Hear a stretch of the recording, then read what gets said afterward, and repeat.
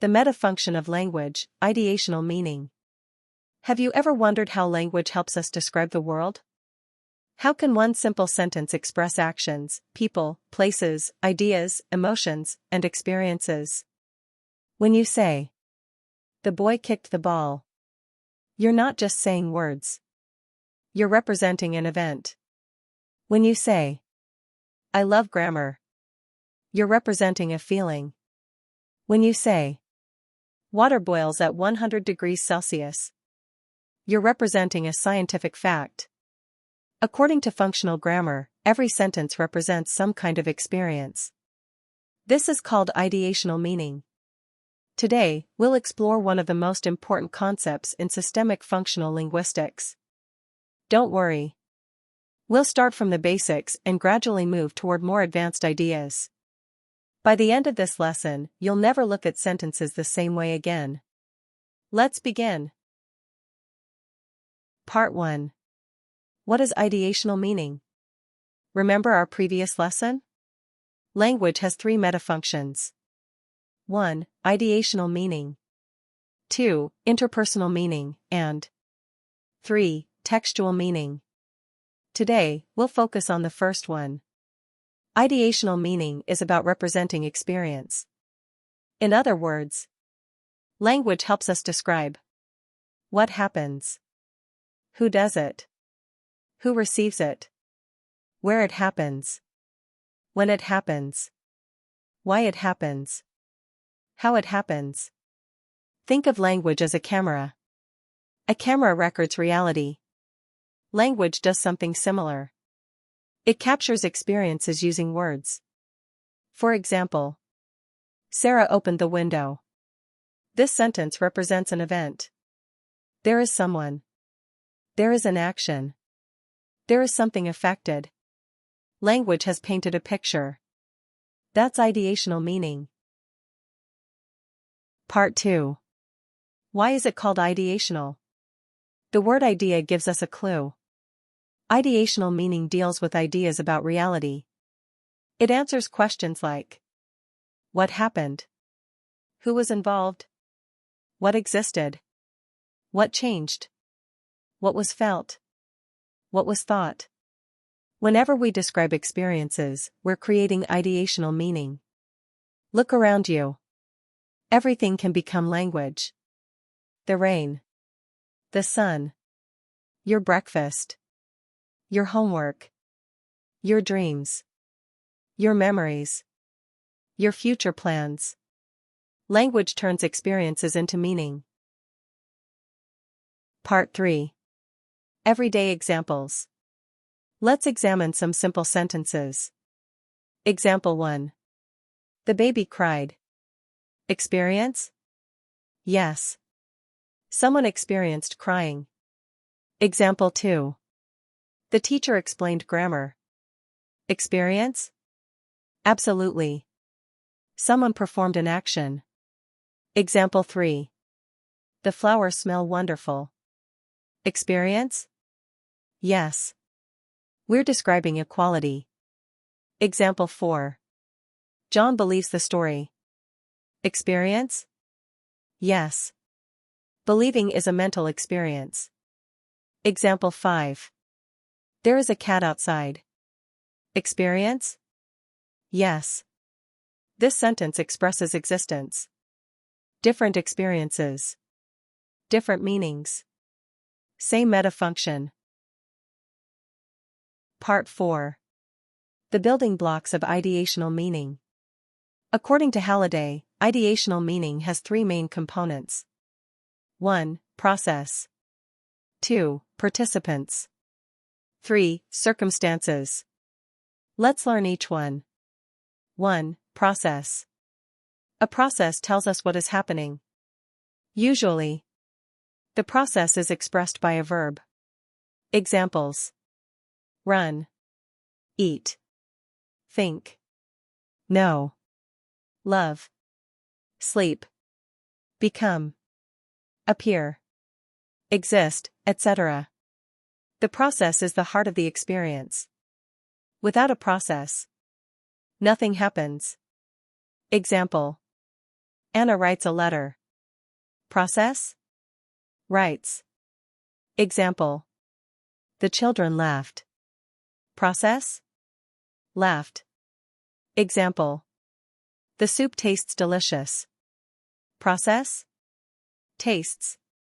Every sentence needs a process. 2. Participants. Participants are the people, animals, objects, or ideas involved in the experience.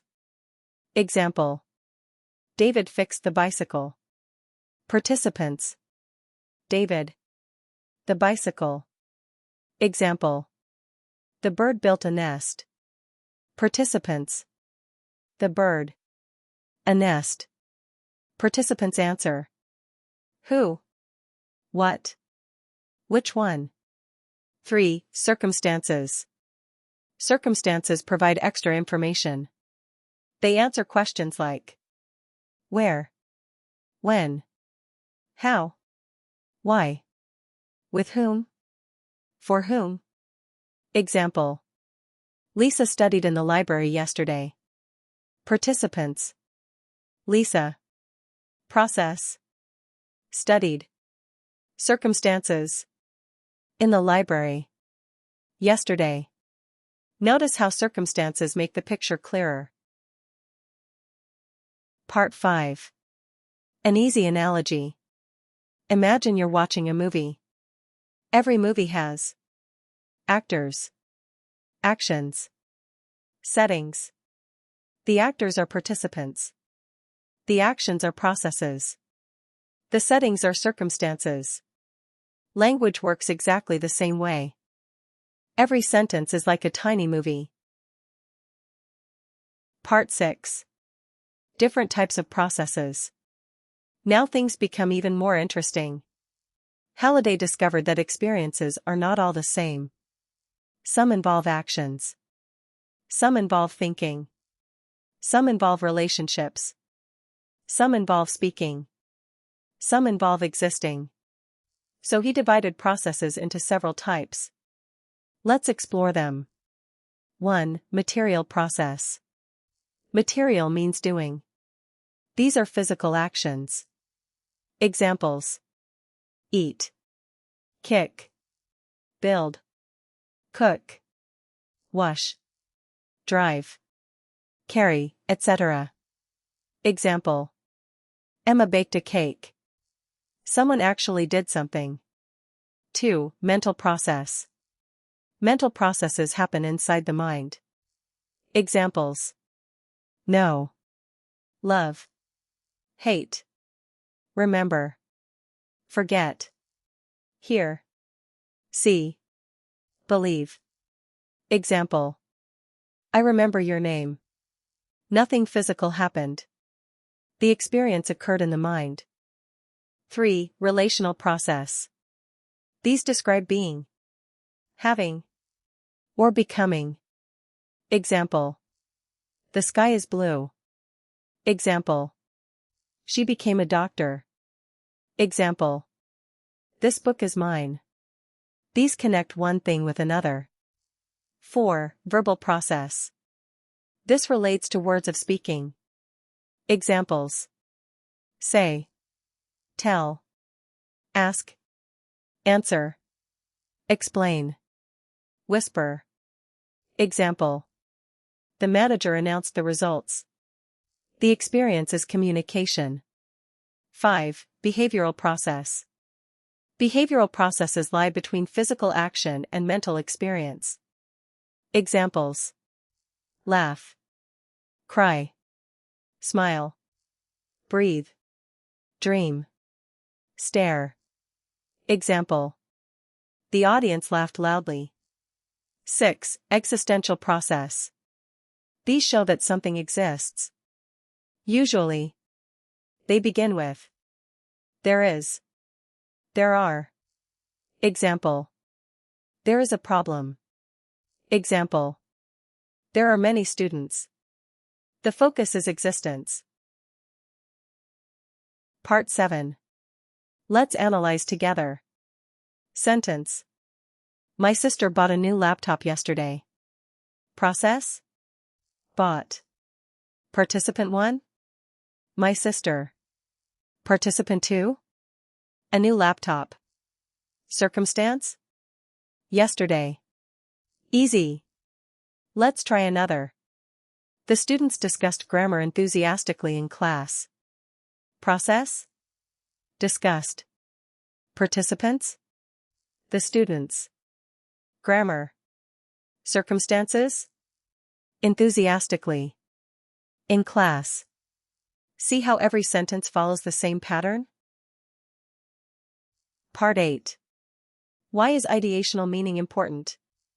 It helps us understand how writers describe events, how newspapers report news, how textbooks explain science, how stories create adventures, how advertisements present products, how politicians describe society, how teachers explain lessons. Everything begins with representing experience. Even artificial intelligence analyzes these patterns. Understanding ideational meaning helps you become a better reader, writer, speaker, teacher, researcher, and linguist. Part 9. Common misunderstandings. Many learners think grammar is only about rules. Not true. Functional grammar asks a different question. Instead of asking, "Is this sentence correct?" it also asks, "What meaning does this sentence create?" Grammar is not only structure. Grammar is meaning. That's the heart of functional grammar. Part 10. Mini quiz. Question 1. The dog chased the cat. Which word is the process? Pause the video. Answer. Chased. Question 2. Maria loves chocolate. Which type of process? Answer. Mental process. Question 3. There are 5 books. Which type? Answer. Existential process. Question 4. The teacher explained the lesson yesterday. What is the circumstance? Answer. Yesterday. Question 5. The flowers are beautiful. Which process? Answer. Relational process. Excellent work. Part 11. Quick review. Today you learned that language represents experience. This is called ideational meaning. Every experience contains a process, participants, circumstances. Processes come in 6 different types. 1. Material. 2. Mental.